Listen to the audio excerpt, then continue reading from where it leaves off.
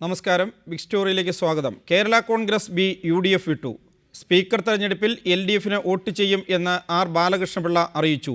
ഈ സാഹചര്യത്തിൽ പിള്ള ഗ്രൂപ്പിനെ UDFൽ നിന്ന് പുറത്താക്കും. ഇടതുമുന്നണി നേതാക്കളായ കോടിയേരി ബാലകൃഷ്ണനും കാനം രാജേന്ദ്രനുമായി ബാലകൃഷ്ണപിള്ള ചർച്ച നടത്തി.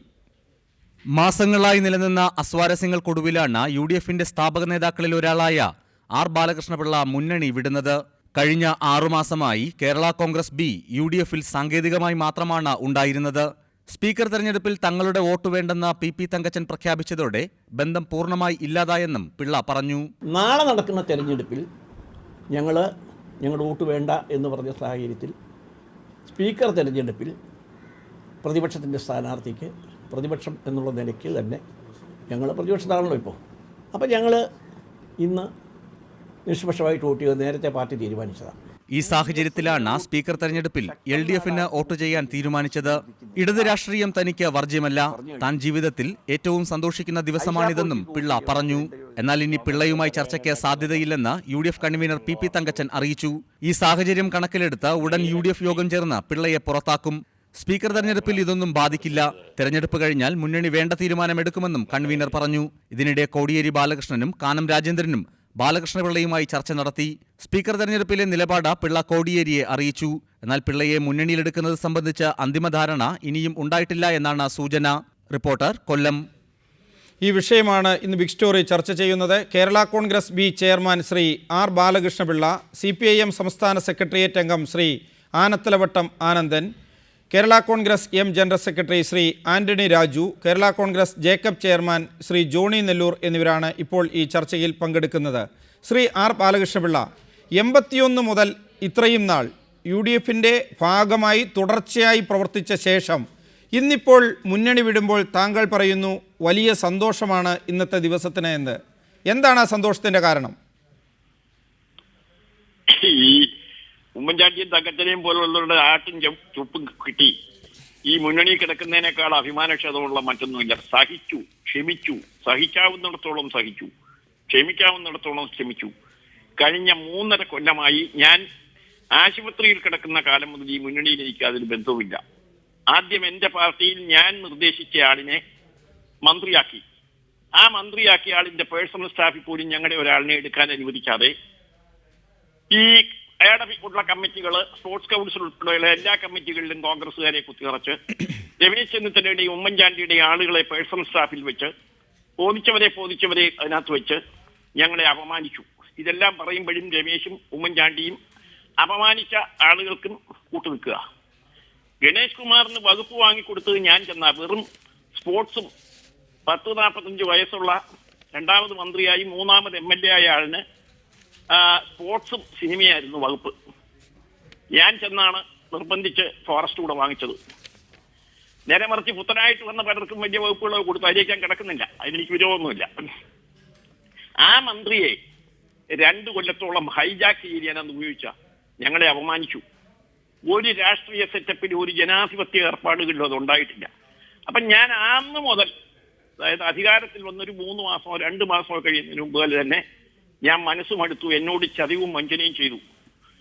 ഒരു പാർട്ടിയോടാണ്, വ്യക്തിയല്ല. ഞാനൊരു വ്യക്തി വളരെ സീനിയറായിട്ടുള്ള ആളാണ്. ഇതിൻ്റെ പ്രാരംഭഘട്ടം മുതൽ അതിനകത്ത് ഉണ്ടായിരുന്ന ആളാണ്. ഒരുപാട് വിശ്വാസവഞ്ചനയും വാഗ്ദാന ലംഘനവും നടത്തി. ഇതെല്ലാം സഹിച്ചും ക്ഷമിച്ചും പോവുക. എന്നിട്ട് ഓരോന്ന് വരുമ്പോഴേക്കും അവിടെ മറ്റു കാര്യങ്ങളാണ്. സഖി കെട്ടപ്പോൾ ഞാൻ ചില അഴിമതി ആരോപണങ്ങൾ ഉന്നയിച്ചു. അന്നും പോണമെന്ന് വിചാരിച്ചല്ല, നന്നാക്കി എടുക്കാമെന്ന് കരുതി. വളരെ ചുരുക്കമേ ഞാനത് പങ്കെടുത്തിട്ടുള്ളൂ കമ്മിറ്റിയിൽ. അഴിമതി ആരോപണം ഉന്നയിച്ച് കമ്മിറ്റിയിൽ പറഞ്ഞപ്പോൾ, UDFന്റെ കമ്മിറ്റിയിൽ പറഞ്ഞപ്പോൾ, അന്ന് എല്ലാം പരിഗണിക്കാൻ, നമുക്ക് പരിഹരിക്കാമെന്ന് പറഞ്ഞ് എഴുതി കൊടുക്കാൻ പറഞ്ഞു. ഞാൻ എഴുതി കൊടുത്തു. 1 അല്ല 2 അല്ല 3 ആ എഴുത്തുകളൊക്കെ പുറത്തു വരും. എഴുതി കൊടുത്തു. എഴുതി കൊടുത്തിട്ട് ഒരു അന്വേഷണമില്ലെന്ന് മാത്രമല്ല, ഒരു അക്നോളജ്മെന്റ് രസീത് കിട്ടിയിട്ടില്ല. ഞാൻ എഴുതി കൊടുത്ത ഒരു ആരോപണം VM സുധീരൻ ഫോർവേഡ് ചെയ്തു. ഞാൻ ഫോർവേഡ് ചെയ്തു. ശ്രീ ആർ ബാലകൃഷ്ണപിള്ള, ഇത് താങ്കൾ വളരെ ദിവസങ്ങളായി ഇന്ന് രാവിലെയും ഇന്നലെയും എല്ലാം തുടർച്ചയായി പറയുന്നു.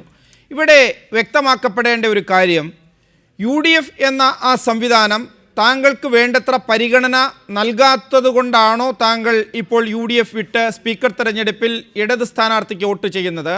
അതോ UDF എന്ന സംവിധാനത്തോട് ഏറ്റവും അവസാനം എത്തിക്കഴിഞ്ഞപ്പോൾ രാഷ്ട്രീയമായ നയപരമായ ഭിന്നത, ആ ഭിന്നതയുടെ അടിസ്ഥാനത്തിലാണോ ഇപ്പോൾ ഈ നിലപാട് മാറ്റം? ഭൂരിപക്ഷം ആദ്യം പറഞ്ഞത് വലിയ കാര്യമില്ല, എനിക്ക് അവഗണനയൊന്നും അത്ര വിഷയമല്ല. പിന്നെ തങ്കച്ചനൊക്കെ കയറി ഭരിക്കുക എന്ന് പറയുന്നതൊന്നും ഇഷ്ടമല്ല, അത് വേറെ കാര്യമാണ്, ജയിക്കാനിപ്പോൾ കിടക്കുന്നില്ല. ഏതായാലും UDF ഉണ്ടാക്കിയപ്പോൾ തങ്കച്ചനൊന്നും അതിനകത്തില്ല, അത് വേറൊരു കാര്യം. അപ്പൊ എന്താ ചോദിച്ചാൽ നിങ്ങൾ ചോദിച്ചാണ്, പ്രകാശ് ചോദിച്ചാണ് കാര്യം. അതായത് നയങ്ങൾ ഏറ്റവും സഹിക്കവയ്യാത്തത് അതിനകത്ത് ഇരിക്കുന്ന ചിലർക്കറിയാം. ഈ കക്ഷിയുടെ നേതാക്കന്മാരോട് തന്നെ അവരുടെ മന്ത്രിമാരെ കുറിച്ച് ഞാൻ പറഞ്ഞിട്ടുണ്ട്. ഇപ്പൊ കോൺഗ്രസ് പറഞ്ഞില്ലേ പ്രകാശ്, അതായത് ഘടകകക്ഷികളെ നിയന്ത്രിക്കാനും ഘടകകക്ഷികളുടെ അനാവശ്യമായ സമ്മർദ്ദങ്ങൾക്ക് വഴങ്ങിപ്പോകുന്നത് ശരിയല്ല എന്ന് പറഞ്ഞത് ഇന്ത്യയിലെ അനുഭവം വെച്ചോണ്ടാ. കോൺഗ്രസ്സുകാർ തന്നെ പറഞ്ഞില്ലേ, എന്നെപ്പോലെ പ്രായം കൊണ്ടെങ്കിലും സീനിയറായ ഒരാള് 32 കൊല്ലമായി ഈ മുന്നണിയിൽ നിൽക്കുന്ന ഒരാള് ഒരു ആരോപണം എഴുതി കൊടുത്താൽ ഒരു അക്നോളജ്മെന്റ് അയക്കാതിരിക്കുന്ന നയത്തിൽ വളരെ ശക്തിയായി വളരെ കാതലായ കാര്യങ്ങളാണ് ഞാൻ പറഞ്ഞത്. ഉമ്മൻചാണ്ടിയെ 2-3 പ്രാവശ്യമെങ്കിലും കണ്ട് ഞാൻ പേഴ്സണലായിട്ട് സംസാരിച്ചിട്ടുണ്ട് ഈ അഴിമതികളെ കുറിച്ച്. ഏറ്റവും അവസാനം സെപ്റ്റംബർ 28 ഞാൻ പറഞ്ഞതാണ് എന്ന് പറഞ്ഞ് തടയരുത്. സെപ്റ്റംബർ 28 ഉമ്മൻചാണ്ടിയെ ക്ലിഫ് ഹൗസിൽ പോയി രാത്രി 10 മണിക്ക് കണ്ട് സമയം ചോദിച്ച് കണ്ട്, ഞാൻ പിന്നോടെ കയറിയിട്ടില്ല, കണ്ട് ഈ അഴിമതികളെ കുറിച്ചെല്ലാം പറഞ്ഞ് അത് കഴിഞ്ഞ് 1 മാസവും 3 ദിവസവും കഴിഞ്ഞാണ് ഈ ബിജു രമേശ് ഇത് പറയുന്നത്. ഞാൻ അംഗീകരിക്കുന്നു, എല്ലാവരോടും ഒരു നയമാമേ അംഗീകരിക്കുന്നു. ഈ ഘടകകക്ഷികളിൽ നിന്നിന്റെ നേതാവ് ആഴ്ചയിൽ 3 പ്രാവശ്യം വീതം ഉമ്മൻചാണ്ടിയെയും മന്ത്രിമാരെയും ഉദ്യോഗസ്ഥന്മാരെയും കുറ്റപ്പെടുത്തിക്കൊണ്ട് പ്രസ്താവന ഇറക്കിയാൽ ആ ആളിനെ കൂടെ വെച്ചുകൊണ്ട് കമ്മിറ്റി വെച്ചുകൊണ്ട് ബിജു രമേശിനോട് ഉമ്മൻചാണ്ടിയോട് 28 പറഞ്ഞത് നവംബർ മാസം 3 വെച്ച ഉന്നയിച്ച ബിജു രമേശിനോട് ഫോണിൽ എന്നെ വിളിച്ചപ്പോൾ, ഞാൻ അങ്ങോട്ട് വിളിച്ചപ്പോൾ ഞാനും ഇതൊക്കെ കേട്ടു എന്ന് പറഞ്ഞതിന് എന്താ ഏതാണ്ട് പിഴമുള്ളണമെന്ന് തങ്കച്ചന്റെ പ്രസ്താവന വന്നു. എനിക്ക് സൗകര്യമില്ലെന്ന് പറഞ്ഞു, അത് വേറൊരു കാര്യം. അപ്പൊ അങ്ങനെ പറയുന്നത് രക്തത്തിന്റെ നിറം നോക്കിയാണോ എന്ന് എനിക്കൊരു സംശയം തുടങ്ങി കുറെ നാളായിട്ട്. ഞാനൊന്നും പറഞ്ഞില്ല, ഞാൻ പരസ്യമായിട്ടൊന്നും പറഞ്ഞില്ല, ഞാൻ മുന്നണി പോയി പറഞ്ഞില്ല, ഞാൻ പിന്നീട് മൂന്നാമത്തെ എഴുത്ത് കൊടുത്തത്. അപ്പോ PC ജോർജിനോടൊരു നടപടി നിലപാട് എത്രയോ ഗുരുതരമായി മെനഞ്ഞാന്നും പറഞ്ഞു. കോൺഗ്രസിന്റെ ഒരു MLA എറണാകുളത്ത്, തൃശ്ശൂരി കോൺഗ്രസിന്റെ ഒരു MLA 6 കോടി രൂപ വാങ്ങിച്ചു. 2.5 കോടി രൂപയുടെ കേസ് സെറ്റിൽ ചെയ്യാൻ അദ്ദേഹത്തിന്റെ ധനമന്ത്രിയായ KM മാണി, ഞങ്ങളാരും പറഞ്ഞല്ലോ, KM മാണി SP-യോട് പറഞ്ഞതാരാ? ഒരു വ്യക്തി, ആരുമായിട്ട്. അങ്ങനെ എന്തെല്ലാം പറഞ്ഞു. 15 കോടി മേടിച്ചത് വ്യക്തമാണ്. താങ്കളിലേക്ക് തിരിച്ചെത്താം. ഇതിന്റെ ഒരു അഭിപ്രായം തേടിയ ശേഷം ശ്രീ ജോണി നെല്ലൂർ, താങ്കൾ UDF-ൽ പങ്കെടുക്കാറുള്ള ഒരാളാണ്. ഇന്നിപ്പോൾ മുഖ്യമന്ത്രി നിയമസഭയിൽ PC ജോർജിനോട് പറഞ്ഞത് ഈ സംവിധാനത്തിനകത്തു നിന്നുകൊണ്ട് പുറത്തു വിമർശനം പാടില്ല എന്നാണ്. ശ്രീ R ബാലകൃഷ്ണപിള്ള മുഖ്യമന്ത്രിയെ നേരിൽ കണ്ട് ഈ സംവിധാനത്തിലെ അഴിമതികൾ, ഇതിലെ ഘടകകക്ഷി മന്ത്രിമാരുടെ അഴിമതികൾ, ഈ ഭരണവുമായി ബന്ധപ്പെട്ട് നടക്കുന്ന ക്രമക്കേടുകൾ എല്ലാം അക്കമിട്ട് വ്യക്തതയോടുകൂടി പറയുകയും അത് എഴുതിത്തരണമെന്ന് മുഖ്യമന്ത്രി പറഞ്ഞപ്പോൾ എഴുതി നൽകുകയും ചെയ്തു. അത് ചെയ്തയാൾ ഇപ്പോൾ മുന്നണിക്ക് പുറത്ത്. അതാണ് നയപരമായ ഭിന്നത. മറ്റൊന്ന്, ബാലകൃഷ്ണപിള്ള ഒരു വിഭാഗം, ഒരു മതജാതി വിഭാഗം ഒരു സമീപനം, PC ജോർജിനോട് മറ്റൊരു സമീപനം. അതാണ് R ബാലകൃഷ്ണപിള്ള പറയുന്ന മറ്റൊരു കാര്യം. അങ്ങനെ വിമർശനം ഉന്നയിക്കുന്നതിൽ തന്നെ അതിൽ പരിഗണനയില്ല, അത് തിരുത്തലില്ല. മറ്റൊന്ന്, അതിൽ മറ്റു പല പരിഗണനകളും വരുന്നു. അങ്ങനെയാണോ UDF?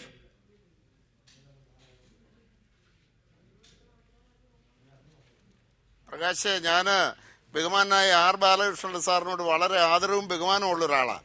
പക്ഷെ അദ്ദേഹത്തെ പോലൊരു മുതിർന്ന നേതാവിന്റെ നാവിൽ നിന്നും ജാതീയമായി ഉള്ള കാര്യങ്ങൾ പുറത്തു വരുന്നത് കേട്ടപ്പോൾ എനിക്ക് കടുത്ത നിരാശ തോന്നിയത്. അദ്ദേഹം എങ്ങനെ ഇങ്ങനെ പറയാൻ കഴിയും? ജാതി നോക്കിയാണ് UDF കാര്യങ്ങൾ വിലയിരുത്തുന്നതെന്നും മുന്നണിയിൽ കാര്യങ്ങൾ തീരുമാനിക്കുന്നത് ജാതിയുടെ അടിസ്ഥാനത്തിലാണെന്നും ഒക്കെ അദ്ദേഹം പറയുന്നത് കേട്ടപ്പോൾ എനിക്ക് വലിയ നിരാശ തോന്നി. അദ്ദേഹത്തിന് എന്ത് പറ്റിയെന്ന് എനിക്കറിയില്ല. ഞാൻ പറഞ്ഞല്ലോ, അദ്ദേഹത്തോടുള്ള ആദരവ് നിലനിർത്തിക്കൊണ്ട് തന്നെ പറയട്ടെ, അദ്ദേഹം എഴുതി കൊടുത്തു എന്ന് പറയുന്ന ആരോപണങ്ങളെ സംബന്ധിച്ച് അദ്ദേഹം പലപ്പോഴും പറഞ്ഞിട്ടുണ്ട്. അദ്ദേഹം എഴുതി കൊടുത്ത ആരോപണങ്ങൾ മുഖ്യമന്ത്രി എന്താ ചെയ്തതെന്നുള്ളത് മുഖ്യമന്ത്രിയാണ് പറയേണ്ടത്. അദ്ദേഹം ഒരുപക്ഷെ അത് അന്വേഷിച്ച് അദ്ദേഹത്തിന് ഈ ആരോപണങ്ങൾ അടിസ്ഥാനരഹിതമാണെന്ന് ബോധ്യപ്പെട്ടിട്ടുണ്ടാകാം. അല്ലെങ്കിൽ അതിൻ്റെ അന്വേഷണം നടക്കുകയാകാം. അത് അവിടെ നിൽക്കട്ടെ. ഏതായാലും ജാതീയമായി ഈ കാര്യങ്ങളെ കാണുന്ന നിലപാടിനോട് എനിക്ക് വിയോജിപ്പാണ്. അദ്ദേഹത്തെ പോലൊരു വ്യക്തി അങ്ങനെ പറയാൻ പാടില്ല. അദ്ദേഹം ഒരിക്കലും ജാതിപരമായി ചിന്തിച്ചിട്ടുള്ള ആളായിട്ട് എനിക്ക് ഇന്ന് വരെ തോന്നിയിട്ടില്ല. പക്ഷെ ഇന്ന് അദ്ദേഹം എന്ത് പറ്റിയെന്ന് എനിക്കറിയില്ല. ഒന്നുകൂടി പറയട്ടെ, അദ്ദേഹത്തെ മുന്നണിയിൽ നിന്ന് പുറത്താക്കുവാൻ ഇവിടെ മുന്നണി തീരുമാനിച്ചിട്ടില്ല. അദ്ദേഹം സ്വയമേ പുറത്തു പോകാൻ തീരുമാനിച്ചാൽ അദ്ദേഹം മുന്നണി വിട്ടു പോകാൻ വേണ്ടിയുള്ള പരിപാടികളുമായി അതിനുള്ള നടപടിക്രമങ്ങളുമായി മുന്നോട്ട് പോയാൽ പോകാൻ തീരുമാനിച്ച ഒരാളെ പിടിച്ചു നിർത്താൻ ആകുമോ? അദ്ദേഹത്തെ നടപടിയെടുത്ത് പുറത്താക്കുന്ന കാര്യത്തിൽ UDF ഇതുവരെ ചർച്ച ചെയ്തിട്ടില്ല. ശ്രീ ആർ ബാലകൃഷ്ണപിള്ള, താങ്കൾക്കെതിരെ താങ്കൾ UDF ഇട്ടെങ്കിലും താങ്കൾക്കെതിരായ നടപടി ചർച്ച ചെയ്തിട്ടില്ല. താങ്കൾ എഴുതി കൊടുത്ത ആരോപണങ്ങളിൽ മുഖ്യമന്ത്രി അന്വേഷിച്ചിട്ടുണ്ടാകാം, അതിൽ കഴമ്പില്ല എന്ന് കണ്ട് അത് വിട്ടിട്ടുണ്ടാകാം. മാത്രമല്ല മതജാതി അടിസ്ഥാനത്തിൽ ഇതിനെ കാണുന്നത് ശരിയല്ല. ഇതാണ് UDFൽ എപ്പോഴും പങ്കെടുക്കുന്ന ജോണി നെല്ലൂർ പറയുന്നത്. ഞാനതിന് മറുപടി ഒന്ന് പറഞ്ഞോട്ടെ, സമയമുണ്ടല്ലോ. അതായത് ജാതി മതവും ജീവിതത്തിൽ ഇല്ലാത്ത ആളാണ് ഞാൻ. അത് അറിയണമെങ്കിലേ കത്തോലിക്ക മെത്രാന്മാരോട് ചോദിച്ചാൽ മതി. ഇന്ന് രാത്രി അർദ്ധരാത്രിക്ക് വേണ്ടി ചോദിച്ചാലും അറിയാം. ജോണി നെല്ലൂരിനേക്കാൾ കൂടുതൽ അവർക്ക് വിശ്വാസം എന്നോടാ. പക്ഷെ ഇതൊക്കെ കാണുമ്പോ PC ജോർജിനൊരു ദയവും മറ്റതും കാണുമ്പോൾ വേറെ ഒരു ന്യായവും കാണുന്നില്ല പ്രകാശേ. അല്ല, ജാതി പറയാനല്ല, മേലിലും ഞാൻ പറയത്തില്ല. എനിക്ക് ക്രൈസ്തവ സമുദായത്തിൽ നിന്നൊക്കെ വലിയ പിന്തുണയുള്ള ആളാണ്. ഒരുപക്ഷെ ഉമ്മൻചാണ്ടിക്കുള്ളതിനേക്കാൾ അദ്ദേഹത്തിന്റെ സഭയുടെ പിന്തുണ എനിക്കാ. ഇന്നും ഞാൻ ചെല്ലുമ്പം കൈയടിക്കും, ഉമ്മൻചാണ്ടി ചെല്ലുമ്പം കൂവിയ സന്ദർഭങ്ങളുണ്ട്. ജോണിക്ക് അറിഞ്ഞുകൂടെങ്കിൽ ഓർത്തോണം. ജോണിയുടെ സഭയ്ക്കും സീറോ മലബാർ സഭയ്ക്കും എന്നോടാ താല്പര്യം. ആ മെത്രാന്മാരോടൊന്ന് ചോദിച്ചാൽ മതി. എനിക്ക് ജാതിയില്ല. ഞാൻ പറഞ്ഞത് ജോണി തെറ്റിദ്ധരിക്കാം. ജോണിക്ക് വലിയ ആവശ്യങ്ങളൊക്കെ ഉണ്ട് അവിടെ നിന്നിട്ട്, അത് വേറെ കാര്യം, പഞ്ചായത്തിലേക്ക് കിടക്കുന്നില്ല. ജോണി തെറ്റിദ്ധരിക്കാം, ബാലകൃഷ്ണപിള്ളയുടെ ജാതിയല്ല. പക്ഷെ ഇത് കാണുമ്പോ മറ്റൊരു കാര്യം കാണാനില്ല. എനിക്ക് ജാതിയില്ലെന്നുള്ളത് ഞാൻ തുടങ്ങിയത് ജാതിയില്ലാത്ത ഒരു പ്രസ്ഥാനത്തിലാണ്. ജാതിയോ മതമോ ആലോചിക്കാത്ത ഒരു വലിയ പ്രസ്ഥാനത്തിന്റെ ഭാഗമായിട്ട്. ശ്രീ ആർ ബാലകൃഷ്ണപിള്ള, വളരെ വ്യക്തമാണ്. താങ്കൾ കേരള കോൺഗ്രസിന്റെ സ്ഥാപക നേതാവായിരുന്നു. അതിൽ ഈ പറയുന്ന രീതിയിൽ എല്ലാ വിഭാഗങ്ങളും ഉണ്ടായിരുന്നു. ആ രീതിയിലാണ് മുന്നോട്ട് പോയത്. പക്ഷേ ഇന്നിപ്പോൾ താങ്കൾ LDFന് പിന്തുണ നൽകുമ്പോൾ LDF സ്ഥാനാർത്ഥിക്ക് സ്പീക്കർ സ്ഥാനത്തേക്ക് വോട്ട് ചെയ്യാൻ തീരുമാനിച്ചപ്പോൾ അതെന്തുകൊണ്ടാണ്? ഇപ്പോൾ കോടിയേരി ബാലകൃഷ്ണൻ താങ്കളുമായി ചർച്ച നടന്നു എന്ന വാർത്തയുണ്ട്. കാനൻ രാജേന്ദ്രനും അതുപോലെ CMPയുടെ അരവിന്ദാക്ഷനും താങ്കളെ സന്ദർശിച്ചു, ചർച്ച നടത്തി എന്ന വാർത്തയുണ്ട്. അപ്പോൾ UDFനോട് നയപരമായി വിയോജിച്ച ശ്രീ ആർ ബാലകൃഷ്ണപിള്ള ചില കാര്യങ്ങളിൽ ഇപ്പോൾ താങ്കളും LDFും ഒരുപോലെ തന്നെ UDF നേതാക്കളുടെ മന്ത്രിമാരുടെ അഴിമതിക്കെതിരെ പോരാടുകയാണല്ലോ. ആ പോരാട്ടത്തിൻ്റെ അടിസ്ഥാനത്തിൽ യോജിച്ച് മുന്നോട്ട് പോകാൻ ഒരു ആശയപരമായ തീരുമാനം അത് സംഭാഷണത്തിലൂടെ എത്തിച്ചേർന്നോ? എന്റെ പ്രകാശ, ഇതെല്ലാം ശുദ്ധ നുണയാ. ഞാൻ കോടിയേരിയുമായിട്ടും ചർച്ച ചെയ്തിട്ടില്ല, കാനൻ രാജേന്ദ്രനുമായിട്ട് ഈ വിഷയങ്ങളൊന്നും ചർച്ച ചെയ്തിട്ടില്ല. ശുദ്ധമായ നുണയാ. ഇതാര് പറഞ്ഞുണ്ടാക്കിയാലും നുണയാണ്, കള്ളമാണ്. ഞാൻ കള്ളം പറയാത്ത ആളാ.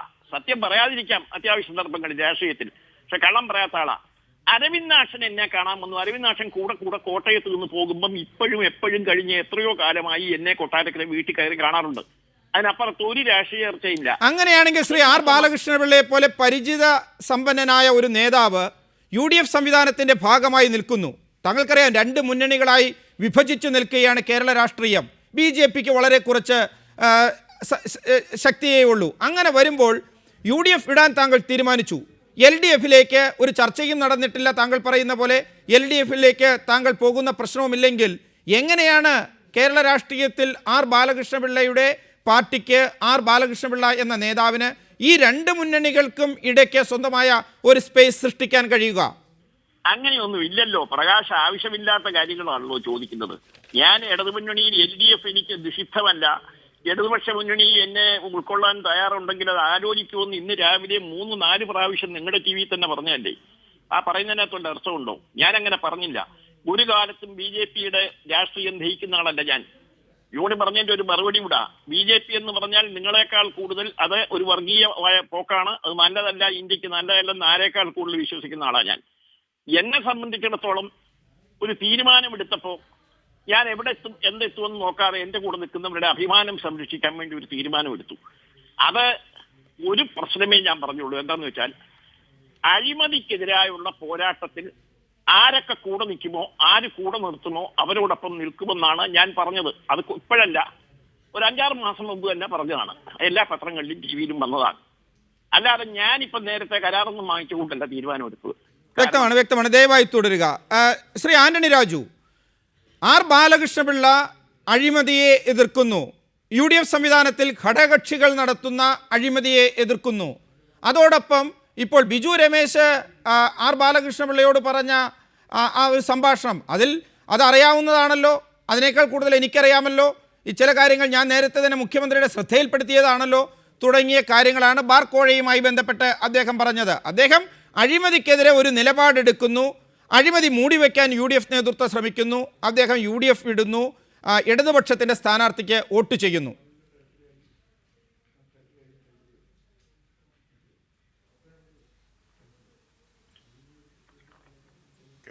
Shri Antony Raju, Kerala Congress B UDF നിന്നുള്ള വഴി സ്വയം പുറത്തേക്ക് ഒരുക്കുകയായിരുന്നു.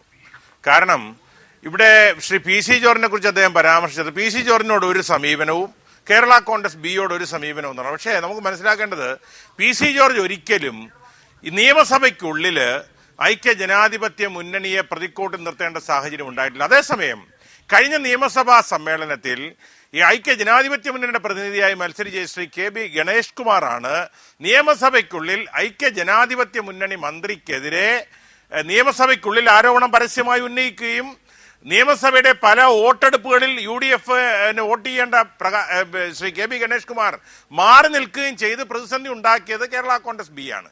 ശ്രീ PC ജോർജ് വളരെ ബുദ്ധിപരമായി പല വിമർശനങ്ങളും ഉന്നയിക്കുന്നത് നിയമസഭയ്ക്ക് പുറത്താണ്. അതാണ് കാതലായ വ്യത്യാസം. ഒരുപക്ഷെ അത് ഒരു പാർട്ടിയെ ഒരു മുന്നണിയെ സമയമെടുത്തോളം മുന്നണിക്കകത്ത് നിന്നുകൊണ്ട് ഗവൺമെന്റിനെതിരെ നിയമസഭയ്ക്കകത്ത് ആരോപണങ്ങൾ ഉന്നയിക്കുക, മന്ത്രിമാർക്കെതിരെ ആരോപണങ്ങൾ ഉന്നയിക്കുക എന്ന് പറയുന്നത് ഒരു മുന്നണിയുടെ ചട്ടക്കൂടിൽ നിന്നുകൊണ്ട് ചെയ്യാൻ കഴിയുമോ എന്ന് എനിക്കറിയില്ല. അത് ബാലകൃഷ്ണപിള്ള പോലെ സീനിയർ നേതാവ് തീർച്ചയായിട്ടും അത്തരം വാർത്തകളെ അല്ലെങ്കിൽ അത്തരം പ്രവർത്തനങ്ങളെ ന്യായീകരിക്കുമെന്ന് തോന്നുന്നു. കാരണം അദ്ദേഹം തന്നെ അന്ന് പറഞ്ഞു, ഗണേഷ് കുമാർ നിയമസഭയ്ക്കകത്ത് മന്ത്രിമാരെ കുറിച്ച് ആരോപണം ഉന്നയിച്ചത് ശരിയായില്ല എന്ന് ബാലകൃഷ്ണപിള്ള സാർ തന്നെ പറഞ്ഞതാണ്. അപ്പൊ അതിനുശേഷം പല UDF വോട്ട് ചെയ്യാൻ മാറി നിന്നു. അപ്പൊ പിന്നെ എങ്ങനെയാണ് അദ്ദേഹത്തെ നിയമസഭാ കക്ഷി യോഗങ്ങളിൽ വിളിക്കുന്നത്, UDF വിളിക്കുന്നത്? അതുകൊണ്ടാണ് ഞാൻ പറഞ്ഞത് കേരള കോൺഗ്രസ് ബി ഐക്യ ജനാധിപത്യ മുന്നണിയിൽ നിന്നും പുറത്തേക്കുള്ള വഴി സ്വയം ഒരുക്കുകയായിരുന്നാണ് ഞാൻ പറഞ്ഞത്. അതുകൊണ്ടാണ്. ശ്രീ ആർ ബാലകൃഷ്ണപിള്ള, നിങ്ങൾ വഴി സ്വയം ഒരുക്കിയതാണോ അല്ലാതെ ഒരു നയപരമായ ഈ ഭിന്നതയുടെ അടിസ്ഥാനത്തിൽ രാഷ്ട്രീയ തീരുമാനം എടുത്തതാണോ? ഞാൻ പറയേണ്ട ഭാഗം ആന്റണി രാജു തന്നെ ആദ്യം പറഞ്ഞു. ഉത്തരം ഞാനൊന്ന് ഓർമ്മിപ്പിക്കാൻ മാത്രമാണ്. PC ജോർജ് നിയമസഭയ്ക്ക് പുറത്ത് പറഞ്ഞപ്പോൾ PC ജോർജിനെതിരായി നടപടി എടുക്കാൻ പറ്റുകയില്ല. ഞാൻ ബിജു രമേശുമായി പുറത്തല്ല, ഫോണിൽ കൂടെ സംസാരിക്കാനാണ് നടപടി എടുക്കുന്നത്. രണ്ടും നല്ല ഒരു യോജിപ്പാണ്. രണ്ടും വന്നു. അത് തന്നെ ആന്റണി രാജു തന്നെ രണ്ടും പറഞ്ഞത് നന്നായി. ഗണേശന്റെ കാര്യം അവിടെ കിടക്കട്ടെ. ഗണേശനെ ആരായി പരുവത്തിലാക്കിയത്? ആന്റണി രാജു. ഗണേശനെ ഈ പരുവത്തിലാക്കിയത് ഉമ്മൻചാണ്ടിയും രമേശും നിങ്ങളെല്ലാം കൂടെ അല്ലേ? ആർ ബാലകൃഷ്ണപിള്ളയെ വിട്ടു നിന്ന് പാർട്ടി പോലും രണ്ടാക്കി ഞാനാണ് പാർട്ടി എന്ന് പറയിച്ച ഗണേഷ് കുമാറിനെ നിങ്ങളെ കൂടെ ഈ പരുവത്തിലാക്കിയത്. പാർട്ടിയോട് ഭിന്നിക്കാൻ ജോണി അവിടെ ഇരിപ്പുണ്ട്. ജോണി പറയട്ടെ, ശരിയാണോ എന്ന്. എനിക്ക് ജോണി വളരെ അടുത്തറിയാവുന്ന ആളാ. വ്യക്തമാണ് താങ്കൾ പറഞ്ഞ കാര്യം. ശ്രീ ആനത്തലവട്ടം ആനന്ദൻ, 1981 മുതൽ തുടർച്ചയായി UDFന്റെ ഭാഗമായി നിന്ന ശ്രീ ആർ ബാലകൃഷ്ണപിള്ള UDF ഉപേക്ഷിച്ചിരിക്കുന്നു. ശ്രീ KB ഗണേഷ് കുമാർ നാളെ ഇടത് സ്ഥാനാർത്ഥിക്ക് സ്പീക്കർ സ്ഥാനത്തേക്ക് വോട്ട് ചെയ്യാൻ പോകുന്നു.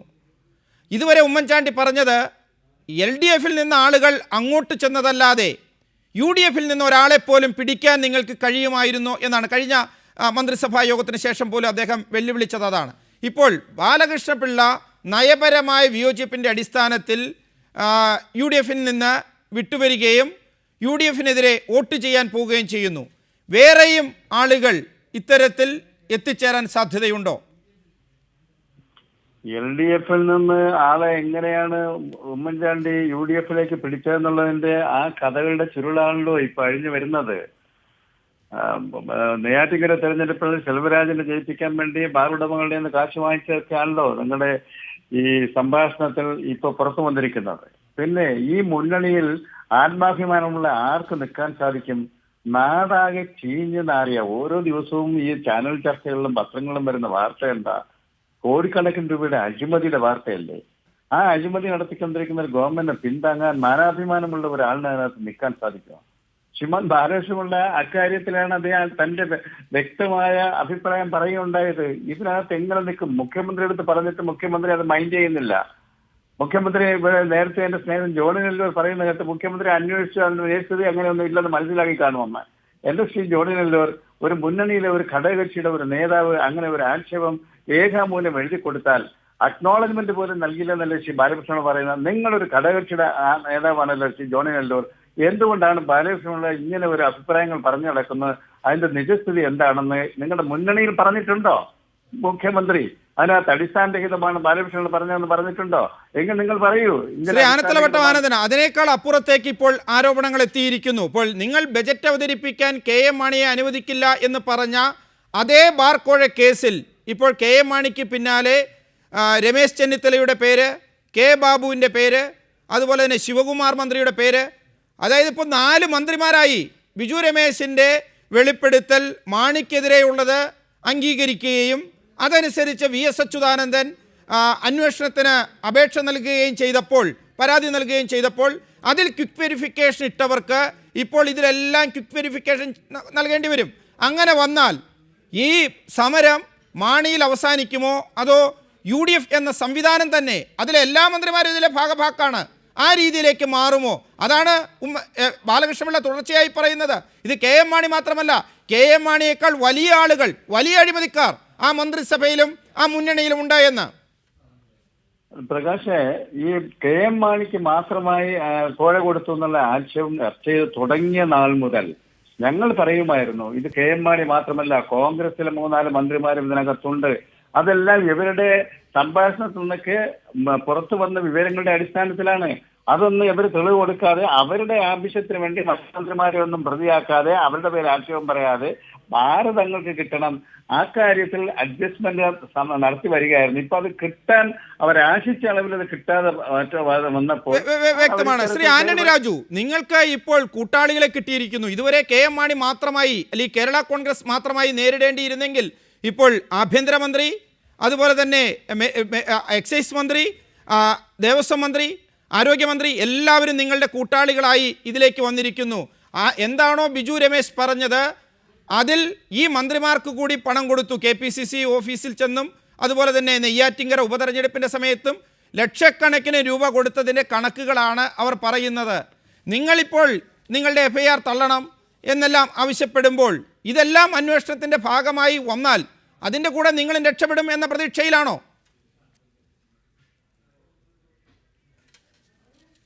എൻ്റെ പ്രകാശേ, ഈ ഇന്ന് പുറത്തുവിട്ട ഈ CDക്ക് എന്തെങ്കിലും സാങ്ക്ടിറ്റി ഉണ്ടോ? എന്തെങ്കിലും നിയമപരമായ പിൻബലമുണ്ടോ? ഇതിൽ പറഞ്ഞ ആരെങ്കിലും ഒരാൾ വന്ന് പുറത്ത് ഇത്തരം ഒരു ആരോപണം ഉന്നയിച്ചോ? ഇത് വെറുതെ ഒരു വ്യാജമായി ഉണ്ടാക്കിയ CD എന്നൊരു ആരോപണം വന്നാൽ ആർക്കെങ്കിലും തള്ളിക്കളയാൻ കഴിയുമോ? ഏതായാലും ഒരു കാര്യം ഉറപ്പാണ്, ഇത്തരം ഏതാനും മന്ത്രിമാർക്കെതിരെ ഒരു ഉത്തരവാദിത്തപ്പെട്ടൊരു ചാനൽ പിന്നെ ഔദ്യോഗികമായി പ്രസിദ്ധീകരിച്ചിരുന്ന ഈ CDയുടെ ഉള്ളടക്കത്തെക്കുറിച്ച് തീർച്ചയായിട്ടും ആഭ്യന്തര മന്ത്രി ഉൾപ്പെടെയുള്ളവർക്കെതിരെയാണ്. അതിനെക്കുറിച്ച് അന്വേഷിക്കാനും അത് വ്യാജമാണെങ്കിൽ അത് പ്രസിദ്ധീകരിച്ചവർക്കെതിരെയും അത് സത്യമാണെങ്കിൽ അതിനകത്തുള്ള യാഥാർത്ഥ്യങ്ങളെക്കുറിച്ചും ഗവൺമെന്റിന് അന്വേഷിക്കാതിരിക്കാൻ കഴിയില്ല. ഏതായാലും ഞങ്ങളെ സംബന്ധിച്ചിടത്തോളം ഞങ്ങൾക്ക് കൂട്ടാളികളൊന്നുമില്ല, ഞങ്ങൾ ഇതിൽ അതായത് ശ്രീ ആന്റണി രാജു, റിപ്പോർട്ടർ ചാനലിനെ, റിപ്പോർട്ടർ TVയെ കുറിച്ച് മാത്രമല്ല അങ്ങനെ ഒരു സംഭാഷണത്തെക്കുറിച്ച് അന്വേഷിക്കണം. അത് അന്വേഷിക്കുകയാണെങ്കിൽ ഇതുപോലെ തന്നെ ഒരു ടെലിവിഷൻ ചർച്ചയിൽ അതിനുശേഷം ഒരു CDയിൽ ബിജു രമേശ് ആവർത്തിച്ച കാര്യം അത് ഇന്നിപ്പോൾ ബിജു രമേശ് വീണ്ടും റിപ്പോർട്ടിലൂടെ ആവർത്തിച്ചിട്ടുണ്ട്. അത് KM മാണിക്കെതിരെ ഒരു അന്വേഷണ വിഷയമാക്കാമെങ്കിൽ ഇതുമാക്കണമെന്നല്ലേ താങ്കൾ പറയുന്നതിൻ്റെ ചുരുക്കം? അല്ല, ഇതില് അന്ന് അത് ബിജു രമേശ് ഉന്നയിച്ച പരസ്യമായി ചാനലുകളിൽ വന്നാണ് അദ്ദേഹം ഇരുന്ന് പറഞ്ഞത്. ഇവിടെ ഈ ഒരു ബാറുടമയും വന്ന് ഏതെങ്കിലും മന്ത്രിമാർക്കെതിരെ ഇത്തരമൊരു ആരോപണം ഉന്നയിച്ചിട്ടില്ല. അതുകൊണ്ട് രണ്ടും തമ്മിൽ കാതലായ വ്യത്യാസമുണ്ട്. ഏതെങ്കിലും ഒരു ബാറുടമ വന്നിരുന്ന് ഇതുപോലൊരു ആരോപണം ഉന്നയിക്കെങ്കിൽ മാത്രമേ ഒരു ആന്റണി രാജുവിനെ സംബന്ധിച്ചിടത്തോളം ഒരു ബാർ ഉടമ, അത് ബിജു രമേശ് ആണെങ്കിലും മതി, അതിനി ശബ്ദരേഖ പോരാ, ഒരു ടെലിവിഷൻ ചർച്ചയിൽ പറഞ്ഞാൽ ക്വിക്ക് വെരിഫിക്കേഷൻ വേണം. അങ്ങനെയാണെങ്കിൽ ബിജു രമേശ് അതിൻ്റെ വിശദാംശങ്ങൾ വീണ്ടും റിപ്പോർട്ടിൽ പറഞ്ഞു കഴിഞ്ഞു. ശ്രീ R ബാലകൃഷ്ണപിള്ള, താങ്കൾ ഇന്നലെ മാണിയുമായി ബന്ധപ്പെട്ട് ചോദ്യങ്ങൾ ചോദിച്ചപ്പോൾ പറഞ്ഞത് KM മാണി മാത്രമല്ല അതിനേക്കാൾ വലിയ കള്ളന്മാർ ഇരിക്കുന്നു എന്നാണ്. പുതിയ പുതിയ പേരുകൾ പുറത്തു വരുന്നു. ഇത് അപ്പാടെ ഇതാണോ പരിപാടി? പണം വാങ്ങലാണോ പരിപാടി? എന്റെ പ്രകാശേ, എന്നോടെന്റെയോ ചോദ്യം. അതെ. പ്രകാശേ, ഈ രാജ്യത്ത് നീതിന്യായം നടത്താനുള്ള ഉപഭോക്തൃ കൗൺസിലും ട്രൈബ്യൂണലുകളും വരെ കാശ് മേടിച്ചുകൊണ്ട് ആളുകളെ നിയമിക്കുന്നു എന്നുള്ളതിന് തെളിവുണ്ട് എന്റെ കയ്യില്. അതൊക്കെ എഴുതി കൊടുത്തിട്ടുണ്ട്. ഉമ്മൻചാണ്ടിക്ക് എഴുതി കൊടുത്തതിൽ ഇതെല്ലാം ഉണ്ട്. അന്വേഷിച്ച് കളവാന്ന് പറയണമെങ്കിൽ ആനന്ദലവട്ടം ചോദിച്ച പോലെ എന്നോടൊന്ന് പറയണ്ടോ? ശ്രീ ആർ ബാലകൃഷ്ണപിള്ള, അങ്ങനെയാണെങ്കിൽ താങ്കൾ എഴുതി കൊടുത്ത ആ 3 കത്തിന്റെ ഉള്ളടക്കം, അതിന്റെ രത്നച്ചുരുക്കം ഒന്ന് പറയാൻ പറ്റുമോ? അതോ അടുത്ത ദിവസമാണോ പുറത്തുവിടുക? താങ്കൾ ഉമ്മൻചാണ്ടിക്ക് എഴുതി കൊടുത്ത കത്തുണ്ട്. സരിത ഈ മന്ത്രിമാരെ കുറിച്ചെല്ലാം താങ്കൾക്ക് നൽകിയ കത്തുമുണ്ട് താങ്കളുടെ കയ്യിൽ. ഇതെല്ലാം താങ്കൾ വരും ദിവസങ്ങളിൽ ഇനി ഒരു UDF സംരക്ഷിക്കുന്ന സമീപനവുമില്ലാതെ വെളിപ്പെടുത്തും. അങ്ങനെയുള്ള അനാവശ്യ കാര്യങ്ങളൊന്നും ഒരു രാഷ്ട്രീയ പ്രവർത്തകൻ എന്നുള്ള നിലയിൽ പുറത്തു കൊണ്ടുവരുന്നത് എനിക്കൊരു അഭിമാനവും മാന്യതയുള്ള കാര്യമല്ലാത്തത് കൊണ്ട് അതൊന്നുമില്ല. മറ്റേതൊക്കെ ഉണ്ട്. സരിതയുടെ എഴുത്തൊന്നും എൻ്റെ ഇടങ്ങുമില്ല. ആണോ? അതെന്തെന്നാണല്ലോ ശ്രീ ബാലകൃഷ്ണപിള്ള താങ്കൾ പറഞ്ഞത് മുൻകാലങ്ങളിൽ. അത് പക്ഷേ ആ കത്തടക്കം, അതിൻ്റെ ഉള്ളടക്കം, കത്തില്ലെങ്കിൽ ഉള്ളടക്കം, താങ്കൾ ഏതാണെങ്കിലും UDF അഴിമതിക്കെതിരെ, അതിലെ മന്ത്രിമാർ പണം വാങ്ങുന്നതിനെതിരെ, അതിലെ മന്ത്രിമാർ മറ്റ് പ്രവർത്തനങ്ങളിൽ ഏർപ്പെടുത്തുന്നതിനെതിരെ സന്ധിയില്ലാത്ത ഒരു സമരം അത് ബാലകൃഷ്ണപിള്ളയിൽ നിന്ന് പ്രതീക്ഷിക്കാം. KM മാണി മാത്രമല്ല, കൂട്ടാളികളും ഈ മന്ത്രിസഭയിൽ ഉണ്ട്. മാത്രമല്ല UDF പിളർപ്പ് തുടങ്ങിയിരിക്കുന്നു. ആദ്യമായി പുറത്തു വന്ന ആർ ബാലകൃഷ്ണപിള്ളയ്ക്ക് മുഖ്യമന്ത്രിക്ക് നൽകിയ 3 കത്തിലെ വിശദാംശങ്ങൾ മാത്രമല്ല, സരിത ബാലകൃഷ്ണപിള്ളയ്ക്ക് നൽകിയ കത്തിലെ വിശദാംശങ്ങളും പുറത്തു വരാനുണ്ട്.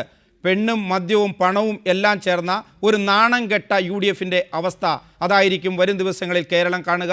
വളരെ നന്ദി ശ്രീ ആർ ബാലകൃഷ്ണപിള്ള, ശ്രീ ആനത്തലവട്ടം ആനന്ദൻ, ശ്രീ ആന്റണി രാജു, ശ്രീ ജോണി നെല്ലൂർ ഈ ചർച്ചയിൽ പങ്കെടുത്തതിന്. ബിഗ് സ്റ്റോറി ഇവിടെ അവസാനിക്കുന്നു. നമസ്കാരം.